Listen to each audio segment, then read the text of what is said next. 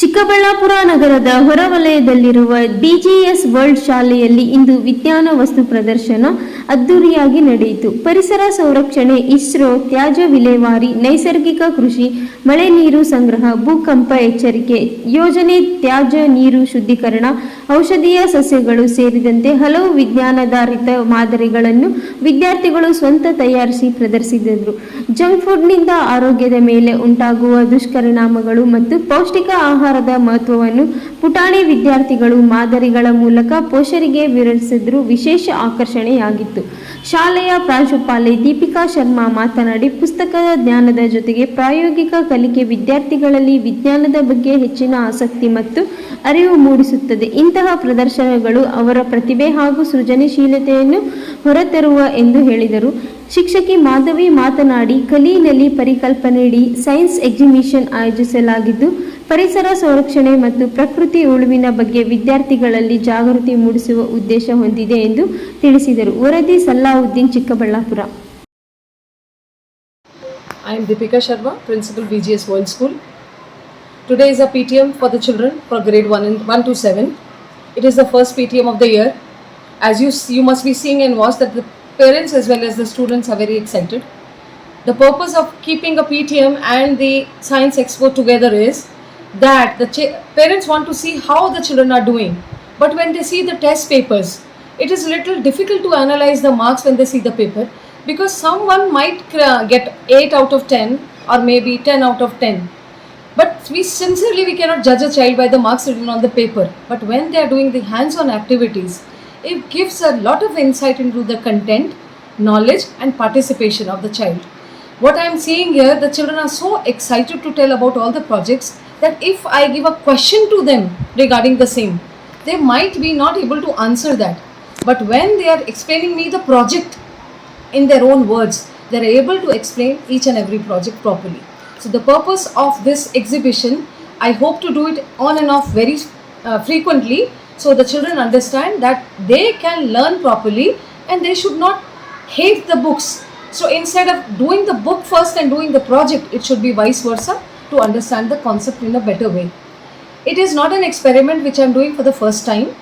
Everyone knows when they do it on their own, they learn better. Instead of when they are told to learn something, it becomes a task for them. And we are dealing with the children who are Gen Zs and Alpha kids.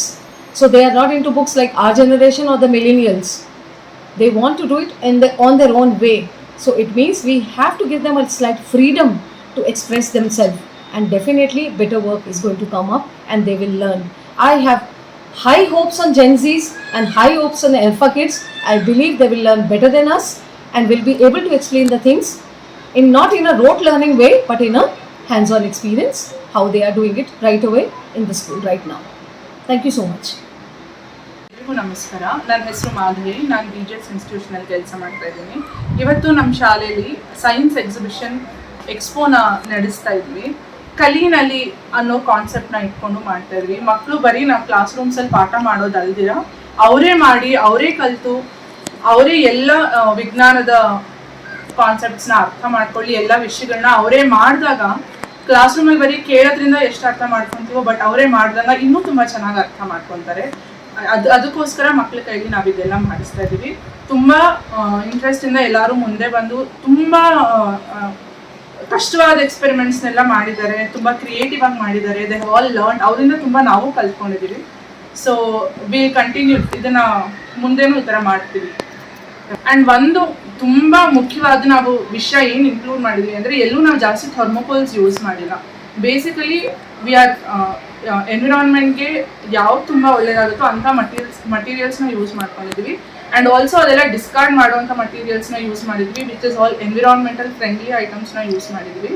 So that ಎಲ್ಲನೂ ಪ್ರಕೃತಿಗೆ ವಿರುದ್ಧವಾಗಿ ಇರೋ ಥರ ಎಲ್ಲ ಐಟಮ್ಸ್ನ include ಮಾಡಿದ್ವಿ. And have also learn.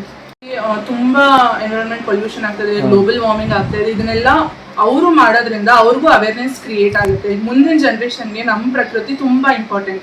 ಇವಾಗೇ ನಾವೆಲ್ಲ pollute ಮಾಡಿಬಿಟ್ರೆ ಬರೋ ಜನ್ರೇಷನ್ಸ್ಗೆ ಅವ್ರಿಗೆ ಕಾಡು ಅಂದರೆ ಏನೋ ಗೊತ್ತಿಲ್ಲ, ನೀರು, ಆಕ್ಸಿಜನ್ ಎಲ್ಲ ಸಿಗೋದು ಕಷ್ಟ ಆಗ್ಬಿಡುತ್ತೆ. ಅದನ್ನು ನಾವು ದುಡ್ಡು ಕೊಟ್ಟು ಪರ್ಚೇಸ್ ಮಾಡ್ಕೊಳ್ಳೋ ಅಂಥ ಸ್ಥಿತಿ ಬರುತ್ತೆ. ಅದನ್ನೆಲ್ಲ ಅವಾಯ್ಡ್ ಮಾಡಬೇಕು ಅಂದರೆ ನಾವು ಇವಾಗಿನ ಮಕ್ಕಳಿಗೆ ಅದನ್ನೆಲ್ಲ ಕಲಿಸ್ಬೇಕು.